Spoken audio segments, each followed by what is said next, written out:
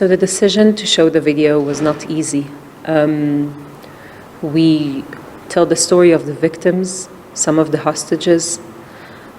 Those were very graphic images as you saw, but it was important for us to tell the story of the victims. This brutal attack that is unprecedented, we didn't experience anything like that in Israel, is an obligation for us, and it's a call for us to protect the people of Israel. And I believe that it's not only a right, it's a duty of every country. I believe that any person that sits in any country in the world would see those images and would imagine if it was his family and his relatives, it would be his duty. It's the government's duty, it's the country's duty to protect their people. We are seeing similar images in Gaza because of the operation by the Israel Defense Force. Thousands are being killed. We know the number, it's 1,400 on the 7th of October. But the numbers that we are dealing with right now are even more. How do we reconcile responding to what was cruel on the 7th of October and now civilians and the Secretary General of the UN saying Gaza is becoming a grave site? How do we reconcile the two? I have to say that we're not talking about a response. This is not a retaliation act. This is not a revenge. And if we're talking about a graveyard, I believe that you have seen it. We share it. It's devastating to see those images from our side of the border or the other side of the border.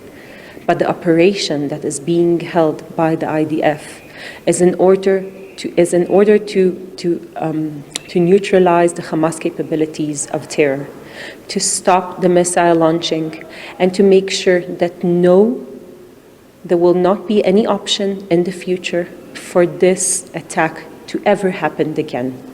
This is our responsibility to make it sure. To stop similar attacks, either directed at Israel or directed at Gaza. The only way to stop similar attacks and number of people dying from both sides, particularly civilians, is to ensure that there's a proper discussion and resolution to this two-state solution. We are working in order to disarmament the Hamas terrorist organization that is at the moment also taking as hostages his own people. Hamas is not allowing his own people to move to the south of the Strip. He's locking the people inside of the Gaza Strip and not allowing them to cross through Rafah border outside, not to foreigners and not to the people of Gaza. Israel has proven over and over that we know how to speak. We know how to reach our hand. We did it in Abraham Accords, we did it with several African countries, and we will do it over and over again. But we cannot do it with an organization that is in their charter to destroy and to kill all Jews and all Israelis. This is not an option to negotiate. Hamas will not lay down their arms unless somebody engage them directly. Not to say what they are doing is correct, but at the end of the day, they are stakeholders in relation to this conflict. They are fighting with Israel, and therefore whoever is assisting in mediating will have to speak to both sides. Well, I'm not the mediator. I'm the side who is being attacked and attacked as we speak. And Hamas is using their own people, and they're using their own premises and the houses and the synagogue and the mosque, and the houses and the hospitals in order to continue and launch missiles to Israel. And if Hamas wants to speak and to take actual responsibility on their people, because this is what they should do. They are in charge of Gaza Strip ever since 2007. The people are under their responsibility, and they need, as any leader, to show responsibility and to speak and not to continue with firing missiles and launching those hideous terror attacks. If the people who have been taken hostage can be released today, will the Israeli Defense Force stop the operation? Prime Minister Netanyahu said it himself. There will be no ceasefire without our hostages being released. We're talking about 240 hostages, among them babies, among them kids, Holocaust survivors. Those are people that are not side of the conflict.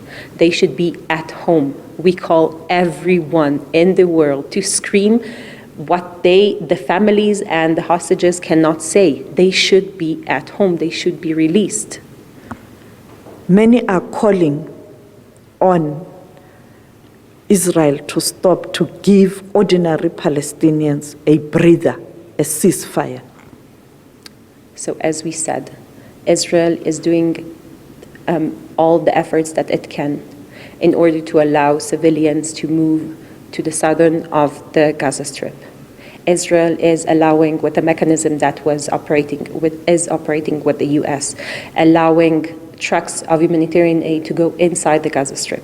With that being said, we know that Hamas is seizing this equipment, the gas, the humanitarian equipment, and it's not reaching to its people.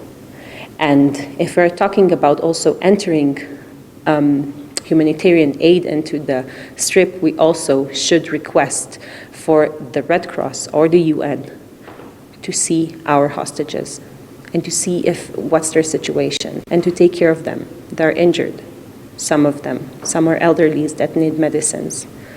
And we are doing the best that we can, and this is our way of operation. We are operating on military targets.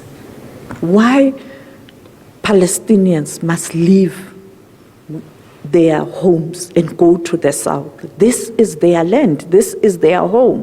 Why can't whatever is being done can be done when people are in their own homes? Because Egypt, Jordan, and other neighboring countries pointed out that this has been the strategy all along, to move out Palestinians from their land. When they've moved out, they can't come back, and therefore this conflict will not end.